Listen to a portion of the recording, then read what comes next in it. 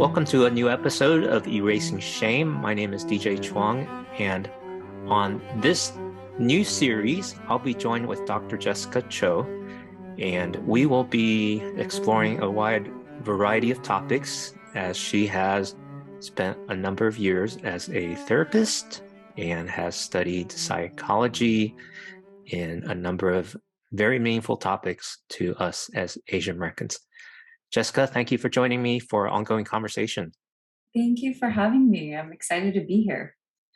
And on this episode, we're going to get to know your life story of how you've gone through life, how mental health has impacted you, and what's motivated you to put extra years of study as well as make it your vocation to be a therapist. So tell us about your family upbringing. What has that been like? Oh, we're getting into it.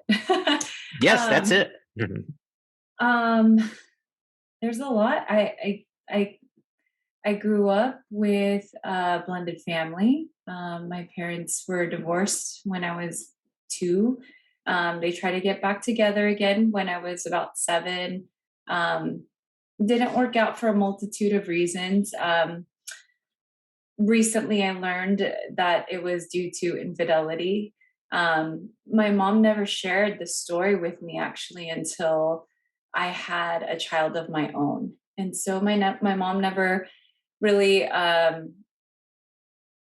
talked badly about my dad, despite me not really growing up with him. I think she really fostered and encouraged a relationship with him because that was probably what was best for me. And I now in hindsight really appreciate that. But yeah, just growing up in a blended family, and there's a lot of stories to share from childhood, but I think the most meaningful and more pertinent ones to our episode today is really learning about the need for mental health and how that even came up into my life. But I always thought that I was going to be working in marketing and ad sales. I had an internship at MTV when I was a senior in high school, and it was my dream job. I thought, like, God, if I get this, I'll know it's you. I was one of 3 recipients to get that internship out of like thousands of applicants, and it was really cool because our senior class project for one of our projects was to interview HR in the top 3 companies that we wanted to work for and interview them. And at the end of the interview, we would slip them our resume. And so I think that's how I got that job. And I just realized that working in a corporate setting, it's not that it was bad, but I felt a lack of purpose and reward when I was working there, even as a senior. And I had made this commitment. I had gone to missions my first year of college. The missionary was like, you've seen how dire the need is. And so he really pressed upon all the college students to commit at least 1 year after college to coming back on the mission field. And I made that promise, but in all honesty, I didn't think that I would really do it. It was my freshman year of college. I was like, yeah, I'll make this promise now, but we'll see what happens. And my senior year, my supervisor at MTV, she had told me that she was going to be leaving and that she really wanted to groom me for a position on one of the teams at MTV. Wow. And she had a long talk with me about like whether I wanted to be here. And I think the blessing in disguise was that she too was Asian American, and she knew that I was a believer. And I had just shared with her a little bit of my struggles of like, I don't sense the reward of just making more money for already like, a corporate entity. And I just was not having the oomph that I thought I would have. And she just encouraged me and said, sometimes when it's not right, it's not right. And she encouraged me to explore. And so I did go on missions a year after I graduated. I got that internship at MTV, and I was like, God, if I get this, I'll know that there'll be something waiting for me when I come back. Mm. So I decided not to, pursue that route. I went to the mission field, and there I learned really what um, the churches were doing to engage their community with mental health. And I went to this conference where they were teaching. I went to Japan for a little over a year, and I went to this conference where they were trying to use the church as a way to build the bridge with the community, because churches are much older. It's a much older population. Very, very few young people in the church. It's all primarily, grandmas and grandpas. So the generation is dying, and they were trying to figure out, how do we make the church relevant? And so they were trying to teach lay leaders and elders and pastors about mental health, about being a resource in their community. And through that, they were showing these videos of how pastors and lay leaders were starting to essentially do talk therapy with people coming into the church who were going through depression, or mothers that were having postpartum. And so just a lot of things. And it opened up my eyes to how the church can be relevant. And so when I came back to the States, I didn't go immediately into marketing again. I went into this job with group home youth. So basically it's foster children that have aged out of the system. They're not necessarily quote unquote adoptable. People don't want older kids. So they are essentially in a group home, which is where the government runs these group homes with older kids, 12 to 16, 17. And just, it was a very low paying job after college. A lot of the people there were not college educated or were still in school. But I remember after my first month there, I really felt like I could do this. I could see myself in a field like this for the long haul. It was incredibly rewarding. And I would be crying just like reading their stories, because you get the whole report of like what they've gone through and what they've experienced, what traumas they've experienced. And so I learned that I had to go back to school. And so going back to school, I applied for my MSW program, and I had applied for a scholarship. I went back on summer missions while I was waiting to get into grad school. And I was a wild card for the scholarship. I checked my email. They said I had 24 hours to respond, or they're giving it to the next person. I happened to randomly check my email that day during downtime. This is before smartphones, mind you. We can't just, we have to actually log on to a computer. And I got the wild card, and I said yes. And so that's how I went to grad school. And just a lot of things that I learned about mental health. And so that was the beginning of my journey into that specific scholarship. Really, it was for working with children and families in the public child welfare system. So that's the DCF, that Department of Children and Family Services. It's the hotline that you call when you first want to report abuse. And so I worked my first job providing therapy to court-mandated families of children who had been in situations of abuse and neglect, and they were either removed from parental custody. And that was my first kind of getting my feet wet with the public child welfare system. Wow. How that kind of connects with my story is that with that, when I graduated and then I had gotten licensed, I never thought I would even go to grad school. I never thought I would, get more education than college. But after I got licensed, I said, God, if I don't have a baby by then, because I was married, and I thought that was just the next thing to do. And I know I'm kind of jumping around here a lot, sorry, but I felt as though if if that didn't happen in that particular order, then I would go back for my doctorate. And when I graduated with my doctorate, I found out I was pregnant. And my whole dissertation was really creating a manual for, in my doctorate program, about women suffering through fertility issues and seeking adoption, whether through there's private agencies and public agencies, but maybe through the public child welfare system, of really working with families who are in need, and maybe just wanting to either, I don't want to say give up their children, but working with just a very different population of I don't know how to word this, and I'm sorry. Well, this is part of the challenge of this conversation. We're still trying to find the appropriate language to respect the bio parents as well as the adopting parents, and what to call the children. Adoptees are beginning to just find their voice.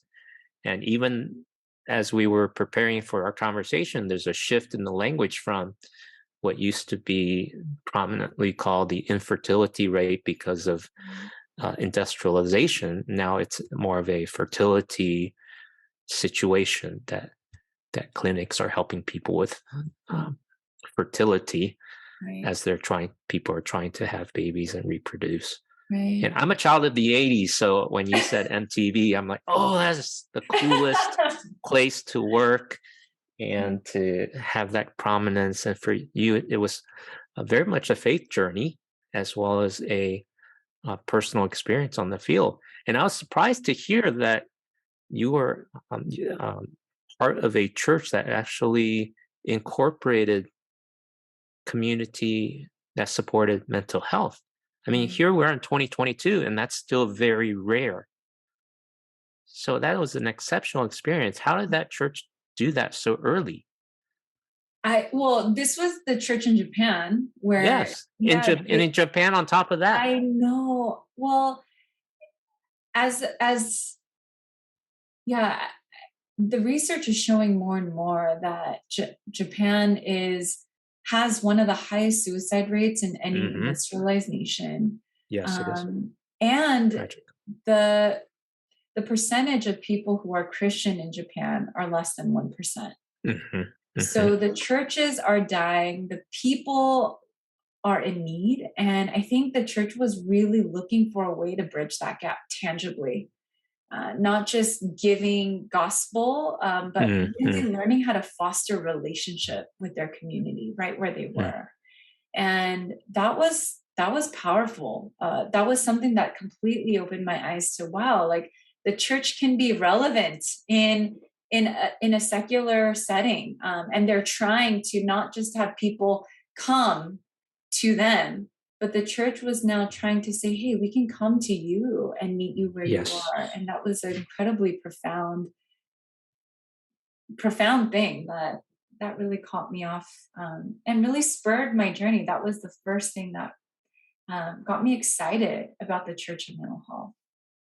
Well, thank you. That's what's stirring my heart too, as we launch Christian Asian Mental Health, that we want to make Asian American churches, both the English-speaking and Asian language ones here in America, to be a place like that, because the mental health crisis is certainly increasing and desperate, and even some would say crisis. And the suicide rate here in America is too high. The suicide rate in Korea is too high. Many Asian countries don't know how to deal with it, though it's a known public health issue. And I think the church really has a prominent role to play that can save lives. So you also mentioned another acronym, MSW. What is that, and how did that fit into your education? Yeah, it's Master of Social Work. The reason why I chose that degree was it's an international degree. So you can take your MSW, and it's not just applicable in the United States. It's applicable in multiple countries, and I think that was the main draw of it. There's a difference between MFT, marriage and family therapist, versus MSW. And um, yeah, MFT is more, it's for the US. It's not an internationally recognized degree right now. Oh, But the government is, I thought about maybe even working for government, and that was the other thing, but they primarily take on MSWs. MFT is much more clinical, and that was the training that I didn't realize that I desired. But after stepping away from just doing hardcore clinical work for 6 years at a nonprofit that just works you really, really hard, after stepping away from that, I realized how much I missed that relationship, that clinical work that we did. And so I think that's what really drew me to get my doctorate. I really desired how to hone in certain clinical skills. And it was it was a really good experience for me. I really enjoyed it because it wasn't something I had to do. It was for me. I wanted it. And so it made the education worth it. Yeah. that's so cool. Well, we're going to take a few minutes and explore and learn about this whole world of mental health professionals. So MSW, Master of Social Work, is an internationally recognized field. So you can help people in social services and situations like that. You mentioned clinical work, you mentioned PhD work, you also mentioned your focus in dissertation and adoption. Can you give us an overview of how someone who's considering a field in mental health, working with people, so it's very much working with people rather than data or technical skills, and then how would they navigate which part of those studies and what life would look like after the studies? Right.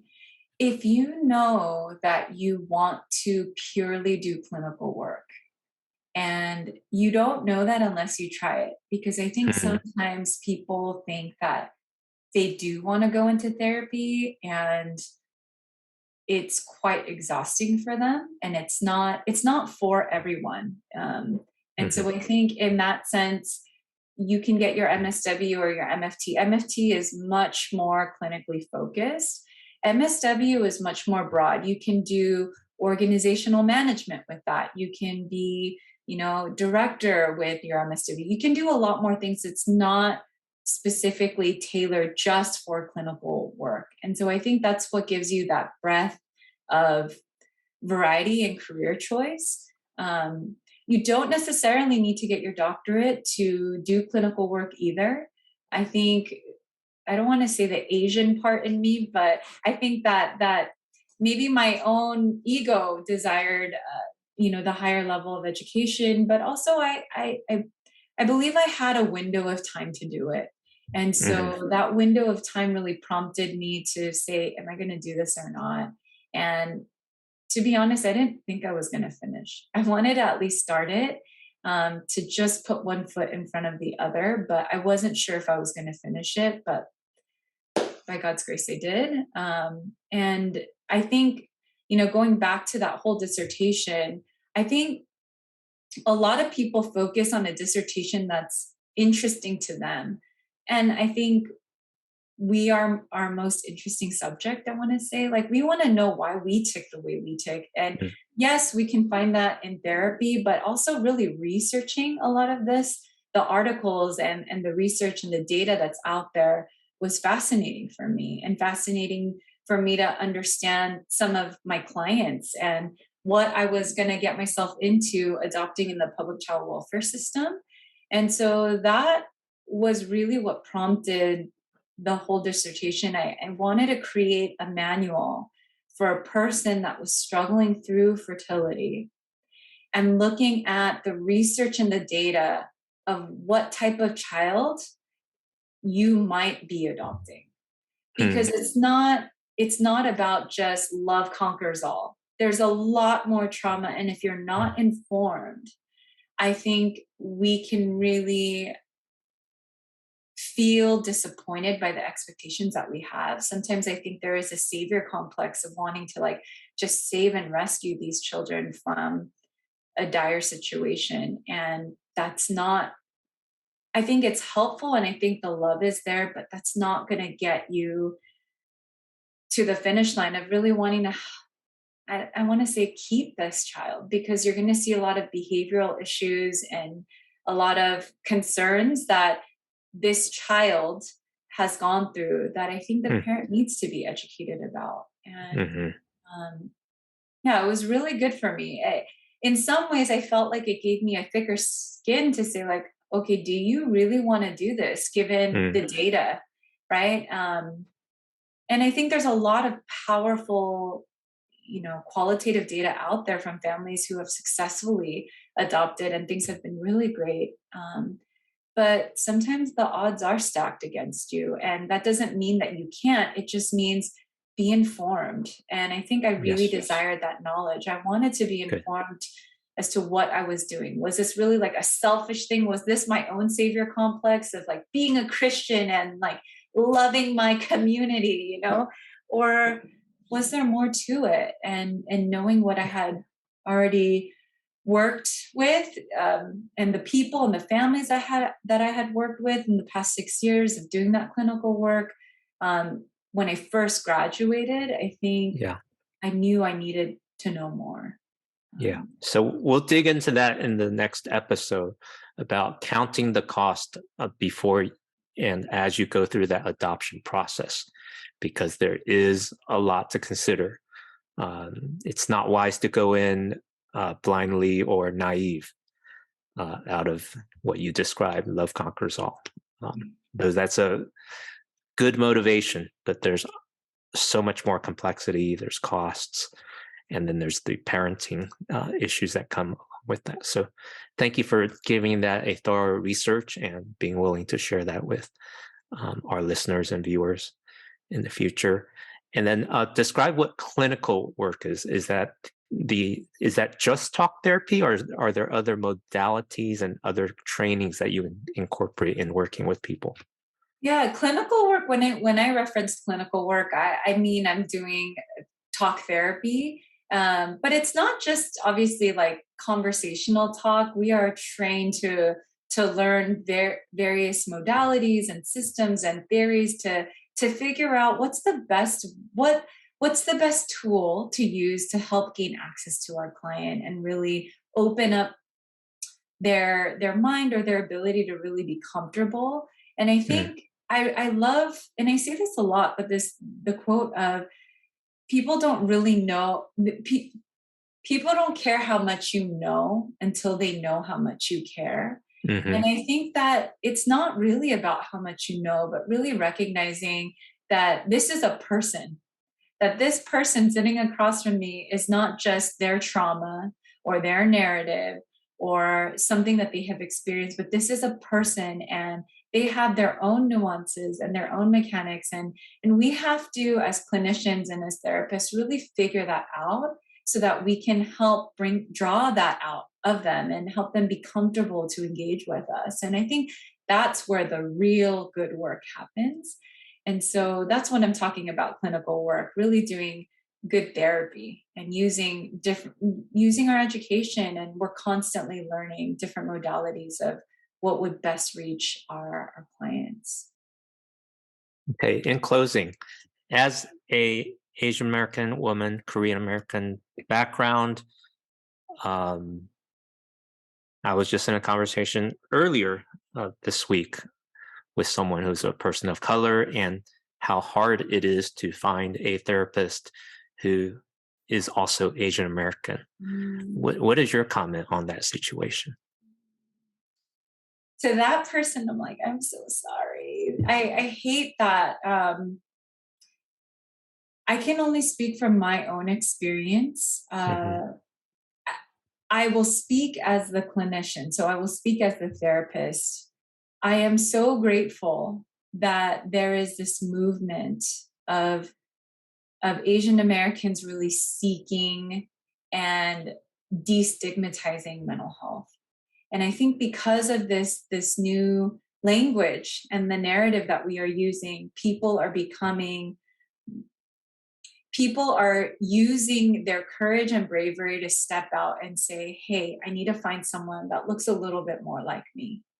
And because of that, I think I haven't had too, if anything, I think we're seeing more of a wait list as therapists, because people are seeking good work that needs to be done. And so from that end, um, it's been such a blessing on the receiving end. As a recipient of therapy, I personally, it has been a challenge for me as well. And sometimes, because I will say even the Asian American circle is so small, that I desire that unbiased, I guess. And so for me, I have sometimes stepped out of an Asian therapist. Sometimes I look for like a white male therapist. So it really depends. It's dependent on what you're looking for. What's the issue that you want to resolve? Earlier in my work, when I had my own therapy, it was like I really sought out not a mother figure, but somebody to process mothering and mother dynamic. And so I didn't look for an Asian female. I didn't want that. I needed a female therapist, right? It didn't matter the cultural component, but I think the nuance of that cultural component, it's a double-edged sword. Sometimes I think when we say cultural component, we give it maybe sometimes an excuse to say, well, this is cultural. And so therefore maybe it's normalized and it's okay.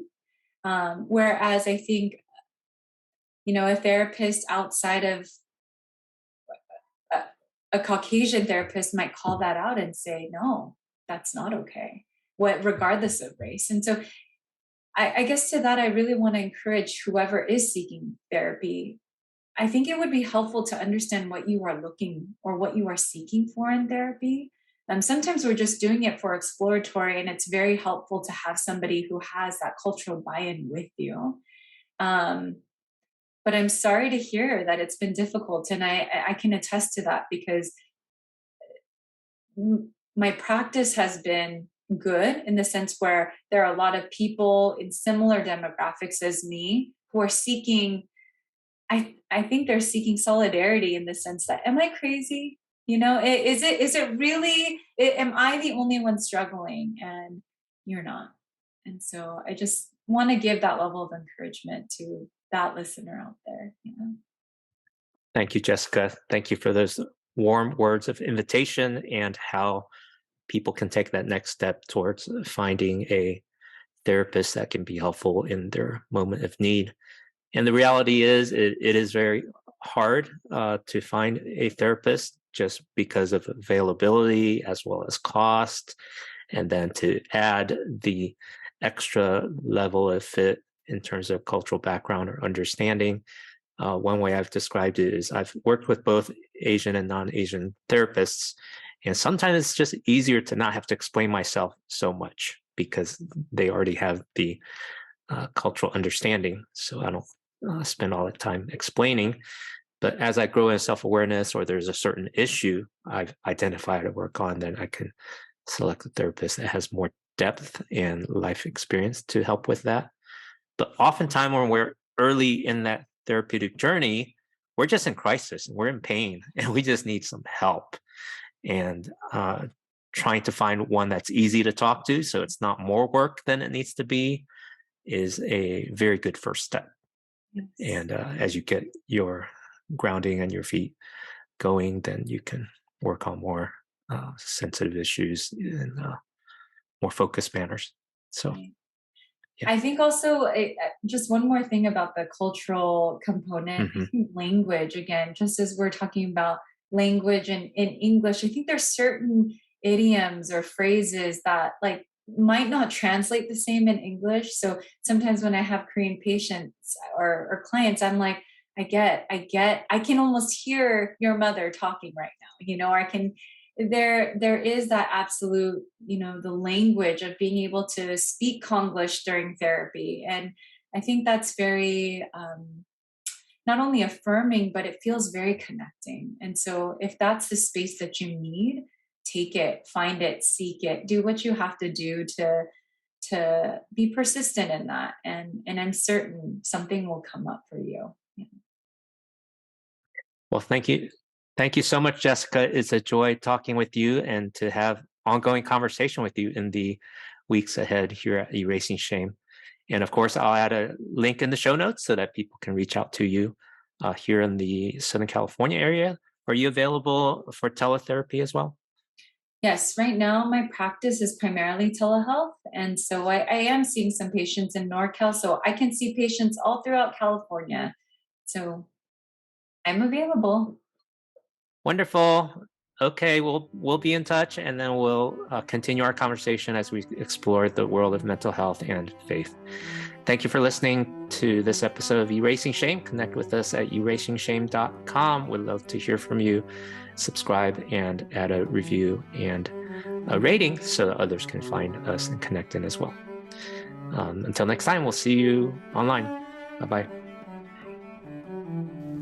Thank you for listening to the Erasing Shame podcast. Check out the show notes at erasingshame.com and subscribe to our email for updates. We would love to hear from you, so please add your comments at our website or on social. Subscribe on Apple Podcasts, Spotify, or any podcast app, and you can also subscribe on YouTube or follow on Facebook. Please add a rating and review so we can reach more people with our message of health, hope, and compassion. This podcast is the digital outreach of Christian Asia Mental Health.